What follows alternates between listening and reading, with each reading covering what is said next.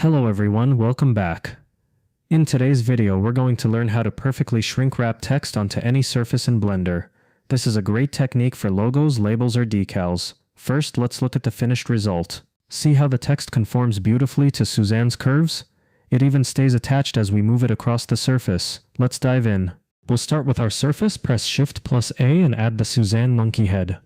Let's scale her up for better visibility and add a subdivision surface modifier to ensure the mesh is smooth. Our canvas is ready. Now let's add our text. Press Shift+A and add text. Rotate it 90 degrees on the x-axis and move it in front of Suzanne. To make things easier to see, let's add a material.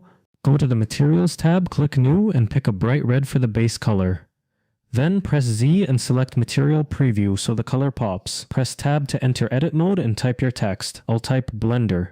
Now here is the catch. We can't apply a Shrinkwrap modifier directly to a text object. We need to convert it to a mesh first. But if we convert it now, the geometry will be a mess of long, thin triangles that will break our modifiers.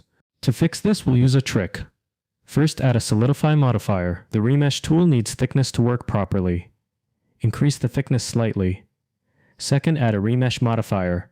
Set the mode to sharp, uncheck remove disconnected, and increase the octree depth until the letters look crisp. And third, now right-click the text and select Convert to Mesh.